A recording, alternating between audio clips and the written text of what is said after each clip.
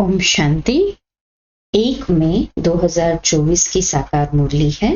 बाबा कहते हैं, मीठे बच्चे, तुम सिद्ध करके बताओ कि बेहद का बाप हमारा बाप भी है, शिक्षक भी है और सतगुरु भी है। वह सर्वव्यापी नहीं हो सकता। प्रश्न, इस समय दुनिया में अति दुख क्यों है? दुख का कारण सुनाओ। उत्तर, सारी दुनिया पर इस समय राहु की दशा है, इसी कारण दुख है। वृक्षपति बाप जब आते हैं तो सब पर बृहस्पति की दशा बैठती है। सत्युग त्रेता में बृहस्पति की दशा है। रावण का नाम निशान नहीं है, इसलिए वहां दुख होता नहीं। बाप आए हैं सुखधाम की स्थापना करने, उसमें दुख हो नहीं सकता। ओम शांति। मीठे मीठे रूहानी बच्चों को रूहानी बाप बैठ समझाते हैं, क्योंकि सभी बच्चे ये जानते हैं हम आत्मा हैं। अपने घर से हम बहुत दूर से यहाँ आते हैं, आकर के इस शरीर में प्रवेश करते हैं पार्ट बजाने। पार्ट आत्मा ही बजाती है। यहाँ बच्चे बैठे हैं अपने को आत्मा समझ बाप की याद में, क्योंकि बाप ने समझाया है, याद से तुम बच्चों के जन्म जन्मांतर के पाप भस्म होंगे। इसको योग भी नहीं कहना चाहिए। योग तो सन्यासी लोग सिखलाते हैं। स्टूडेंट का टीचर से भी योग होता है, बच्चों का बाप से योग होता है। ये है आत्माओं और परमात्माओं का, ये है आत्माओं और परमात्मा, क्योंकि परमात्मा तो हमेशा सिंगुलर है ना। ये है आत्माओं और परमात्मा का, अर्थात बच्चों और बाप का मेला। ये है कल्याणकारी मिलन। बाकी तो सब है अकल्याणकारी, पतित दुनिया है ना। तुम जब प्रदर्शनी व म्यूजियम में समझाते हो तो आत्मा और परमात्मा का परिचय देना ठीक है। आत्माएं सब बच्चे हैं और वह है परमपिता परम आत्मा जो परम धाम में रहते हैं। कोई भी बच्चे अपने लौकिक बाप को परमपिता नहीं कहेंगे। परमपिता को दुख में ही याद करते हैं, हे परमपिता परमात्मा। परम आत्मा रहते ही है परम धाम में। अब तुम आत्मा और परमात्मा का ज्ञान तो समझाते हो, तो सिर्फ ये नहीं समझाना कि दो बाप है। वह बाप भी है, शिक्षक भी है, ये जरूर समझाना है। हम सब भाई भाई है। वह सभी आत्माओं का बाप है। भक्ति मार्ग में सब भगवान बाप को याद करते हैं, क्योंकि भगवान से भक्ति का फल मिलता है, अथवा बाप से बच्चे वर्षा लेते हैं। भगवान भक्ति का फल देते हैं बच्चों को। क्या देते हैं? विश्व का मालिक बनाते। परंतु तुमको सिर्फ बाप नहीं सिद्ध करना है। वह बाप भी है तो शिक्षा देने वाला भी है, सतगुरु भी है। ऐसा समझाओ तो सर्वव्यापी का ख्याल उड़ जाए। ये ऐड करो, वह बाबा ज्ञान का सागर है, आकर के राजयोग सिखलाते हैं। बोलो, वह टीचर भी है शिक्षा देने वाला, तो फिर सर्वव्यापी कैसे हो सकता? टीचर जरूर अलग है, स्टूडेंट अलग है। जैसे बाप अलग है, बच्चे अलग है। आत्माएं परमात्मा बाप को याद करती है, उनकी महिमा भी करती है। बाप ही मनुष्य सृष्टि का बीज रूप है। वह आकर के हमको मनुष्य सृष्टि के आदि मध्य अंत का ज्ञान सुनाते हैं। बाप स्वर्ग की स्थापना करते हैं, हम स्वर्गवासी बनते हैं। साथ साथ ये भी समझते हैं कि दो बाप है। लौकिक बाप ने पालना की, फिर टीचर के पास जाना पड़ता है पढ़ने के लिए। फिर 60 वर्ष के बाद वानप्रस्थ अवस्था में जाने के लिए गुरु करना पड़ता है। बाप, टीचर, गुरु अलग अलग होते हैं। ये बेहद का बाप तो सभी आत्माओं का बाप है, ज्ञान सागर है। मनुष्य सृष्टि का बीज रूप सच्चित आनंद स्वरूप है। सुख का सागर शांति का सागर है। उनकी महिमा शुरू कर दो, क्योंकि दुनिया में मतभेद बहुत है ना। सर्वव्यापी अगर हो तो फिर टीचर बन पढ़ाएंगे कैसे। फिर सदगुरु भी है, सभी को गाइड बन ले जाते हैं, शिक्षा देते हैं, अर्थात याद सिखलाते हैं। भारत का प्राचीन राजयोग भी गाया हुआ है। पुराने ते पुराना है संगम युग, नई और पुरानी दुनिया का बीच। तुम समझते हो, आज से 5000 वर्ष पहले बाप ने आकर अपना बनाया था और हमारा टीचर सदगुरु भी बना था। वह सिर्फ हमारा बाबा नहीं है, वह तो ज्ञान का सागर अर्थात टीचर भी है, हमको शिक्षा देते हैं। सृष्टि के आदि मध्य अंत का राज समझाते हैं, क्योंकि बीज रूप वृक्षपति है। वह जब भारत में आते हैं तब भारत पर बृहस्पति की दशा बैठती है। सतयुग में सब सदा सुखी देवी देवताएं होते हैं, सब पर बृहस्पति की दशा बैठती है। जब फिर दुनिया तमो प्रधान होती है तो सभी पर राहु की दशा बैठती है। वृक्षपति को कोई भी जानते नहीं, न जानने से फिर वर्षा कैसे मिल सकता। तुम यहाँ जब बैठते हो तो अशरीरी होकर बैठो, ये तो ज्ञान मिला है। आत्मा अलग है, घर अलग है। 5 तत्व का पुतला अर्थात शरीर बनता है, उसमें आत्मा प्रवेश करती है। सबका पार्ट नोंधा हुआ है। पहले पहले मुख्य बात ये समझानी है कि बाप सुप्रीम बाप है, सुप्रीम टीचर है। लौकिक बाप टीचर गुरु का कॉन्ट्रास्ट बताने से झट समझेंगे, डिबेट नहीं करेंगे। आत्माओं के बाप में सारा ज्ञान है, ये खूबी है। वही हमको रचना के आदि मध्य अंत का राज समझाते हैं। आगे ऋषि मुनि आदि तो कहते थे हम रचता और रचना के आदि मध्य अंत को नहीं जानते, क्योंकि उस समय वह सतो थे।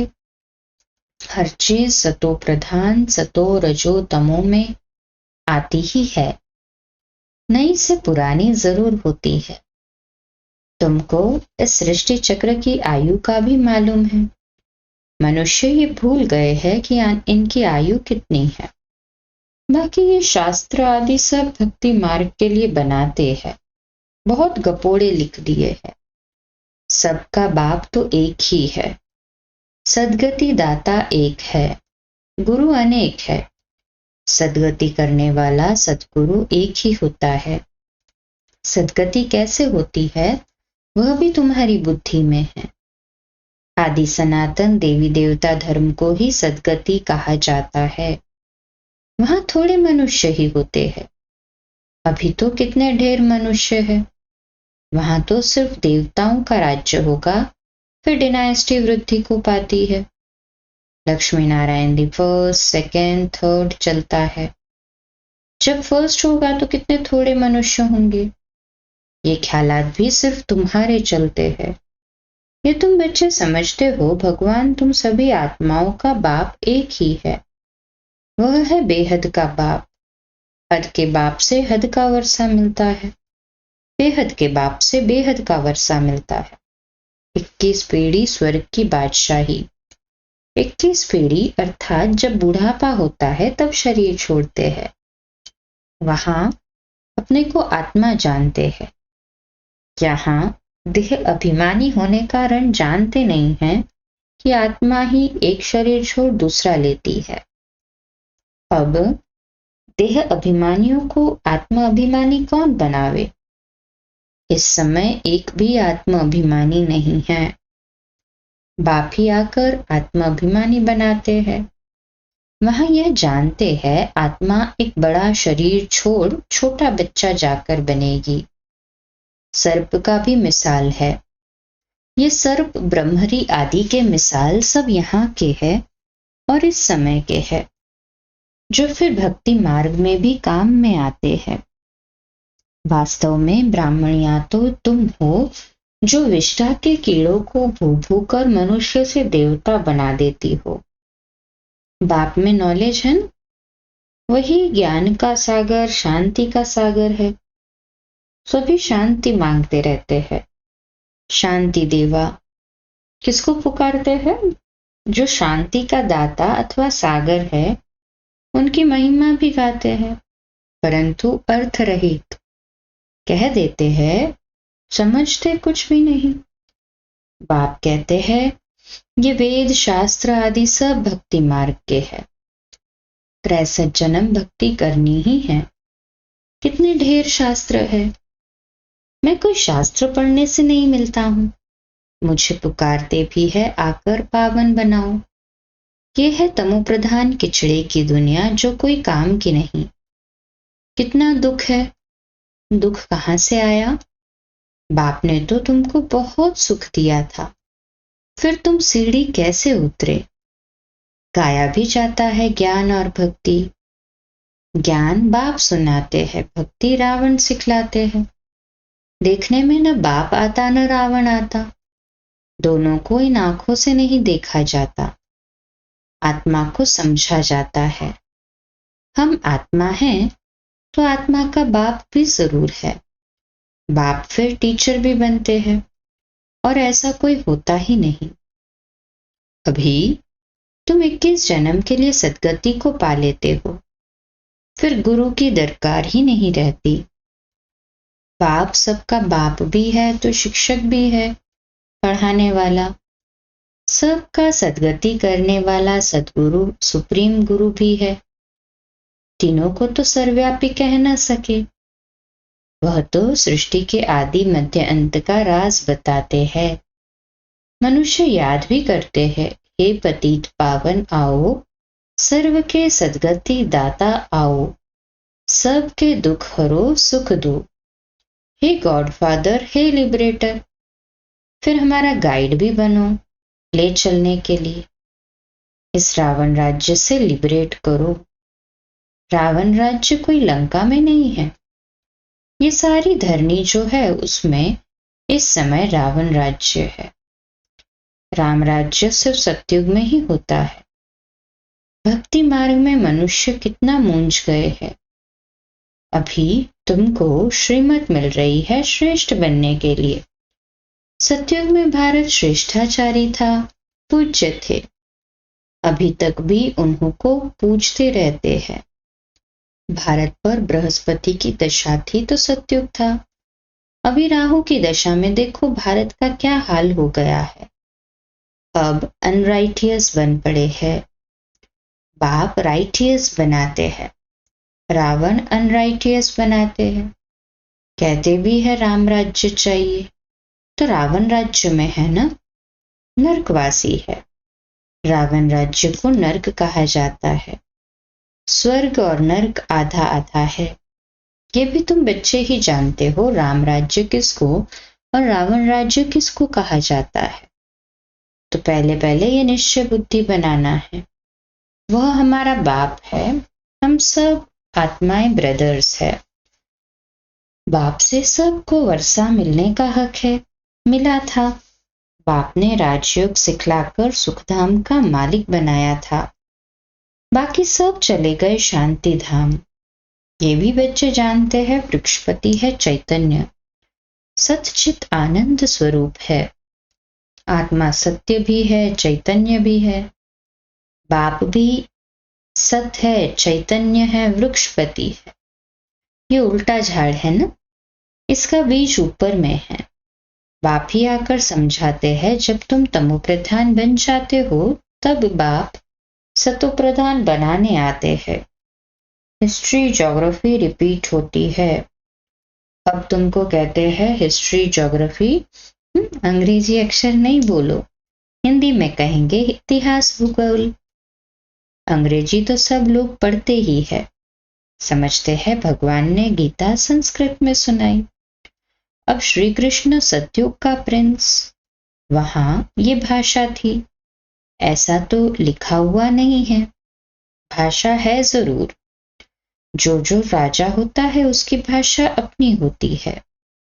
सतयुगी राजाओं की भाषा अपनी होगी, संस्कृत वहां नहीं है। सतयुग की रस्म रिवाज ही अलग है, कलयुगी मनुष्यों की रस्म रिवाज अलग है। तुम सब मीराएं हो जो कलयुगी लोकलाज कुल की मर्यादा पसंद नहीं करती हो। तुम कलयुगी लोकलाज छोड़ती हो तो झाड़ कितना होता है, तो झगड़ा कितना होता है। बाबा कहते कलयुगी लोकलाज छोड़ती है तो तुमको बाप ने श्रीमत दी है, काम महाशत्रु है, इस पर जीत प्राप्त करो। जगत जीत बनने वालों का ये चित्र भी सामने है। तुमको तो बेहद के बाप से राय मिलती है कि विश्व में शांति स्थापन कैसे होगी। शांति देवा कहने से बाप ही याद आता है। बाप ही आकर कल्प कल्प विश्व में शांति स्थापन करते हैं। कल्प की आयु लंबी कर देने से मनुष्य कुंभकर्ण की नींद में जैसे सोए पड़े हैं। पहले पहले तो मनुष्य को ये पक्का निश्चय कराओ कि वह हमारा बाप भी है, टीचर भी है। टीचर को सर्वव्यापी कैसे कहेंगे? तुम बच्चे जानते हो बाप कैसे आकर हमको पढ़ाते हैं। तुम उनकी बायोग्राफी को जानते हो। बाप आते ही है नरक को स्वर्ग बनाने में। बाप का कार्य ही है नरक को स्वर्ग बनाना। टीचर भी है पर साथ ले भी जाते हैं। आत्माएं तो अविनाशी है, वह अपना पूरा पाठ बजा कर घर जाती है। ले जाने वाला गाइड भी तो चाहिए ना। दुख से लिबरेट करते हैं, फिर गाइड बन सबको ले जाते हैं। अच्छा, मीठे मीठे सिकिलदे बच्चों प्रति माता पिता बाप दादा का याद प्यार और गुड मॉर्निंग। रूहानी बाप के रूहानी बच्चों को नमस्ते।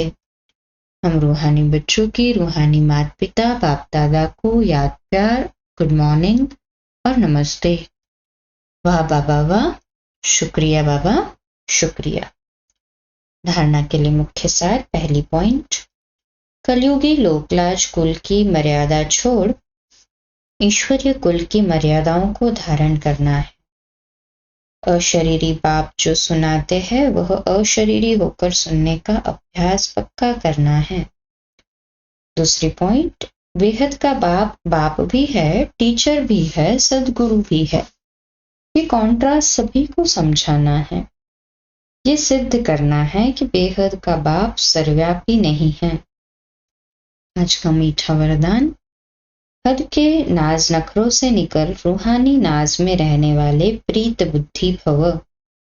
तो आज का सुमान, मैं प्रीत बुद्धि आत्मा हूँ, मैं प्रीत बुद्धि आत्मा हूँ। विश्लेषण, कई बच्चे हद के स्वभाव संस्कार के नाज नखरे बहुत करते हैं। जहाँ मेरा स्वभाव मेरे संस्कार ये शब्द आता है, वहां ऐसे नाज नखरे शुरू हो जाते हैं। ये मेरा शब्द ही फेरे में लाता है। लेकिन जो बाप से भिन्न है वो मेरा है ही नहीं। मेरा स्वभाव बाप के स्वभाव से भिन्न हो नहीं सकता। इसलिए हद के नाज नखरे से निकल रूहानी नाज में रहो। प्रीत बुद्धि बन मोहब्बत की प्रीत के नखरे फल करो। स्लोगन, बाप से, सेवा से और परिवार से मोहब्बत है तो मेहनत से छूट जाएंगे। अच्छा, आज का अव्यक्त इशारा, इस मई मास में अव्यक्त इशारों का जो टाइटल है वो है खुशी के खजाने से संपन्न, खुश नसीब, खुशनुमा बनो। आज का अव्यक्त इशारे का पॉइंट, वर्तमान समय विश्व में सबसे ज्यादा खुशी की ही आवश्यकता है। आपके पास खुशी का खजाना भरपूर है, तो सदा खुशी में रहो और दूसरों को भी खुशी में रहने का साधन दो। इससे सभी आत्माएं आपको खुशी का देवता मानेंगी। मैं खुशी का देवता हूं।